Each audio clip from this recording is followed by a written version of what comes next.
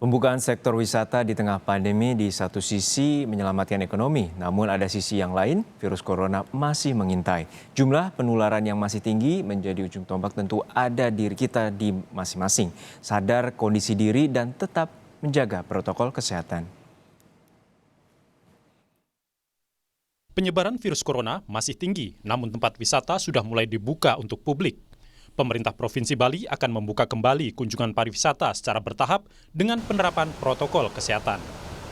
Wisatawan domestik mendapat giliran pertama untuk berwisata ke Bali mulai 31 Juli.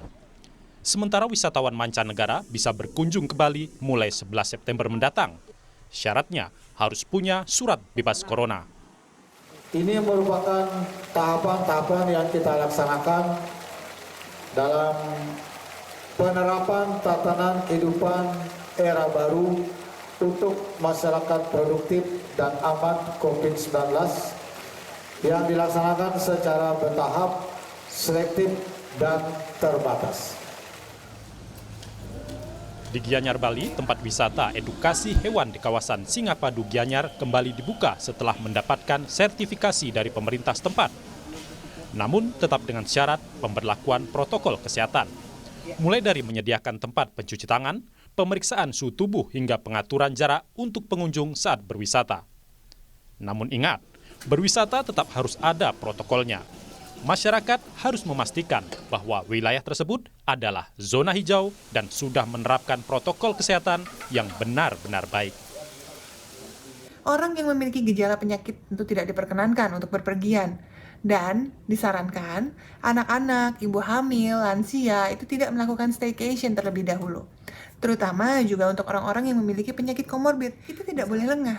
Tidak boleh menyepelekan, tidak boleh menganggap bahwa situasi sudah aman kembali untuk kita bebas bertamasya. Atau yang tadi istilah kerennya staycation sesuka hati kita gitu.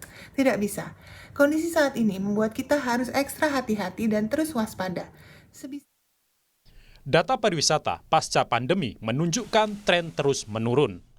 Berdasarkan Badan Pusat Statistik, jumlah wisatawan mancanegara periode Januari hingga Mei 2020 hanya 2,9 juta.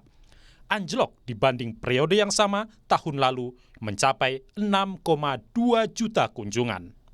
Begitu juga dengan tingkat hunian kamar hotel. Data BPS menyebut tingkat hunian hotel Mei 2020 hanya 14,45%. Sementara di Mei 2019 mencapai 45,53%. Membuka tempat wisata terpaksa jadi pilihan para pengusaha wisata agar tetap bisa bertahan di tengah pandemi. Apalagi, data dari Kementerian Pariwisata dan Ekonomi Kreatif mencatat 15 juta tenaga kerja Indonesia bekerja di sektor pariwisata. Artinya, wisata mampu menyerap 10,28% tenaga kerja nasional. Aturan ketat sudah diberlakukan, tapi tetap disiplin di masing-masing pengunjung jadi yang paling penting. Jangan sampai niat relaksasi wisata malah berujung terpapar virus corona. Tim Liputan, Kompas TV.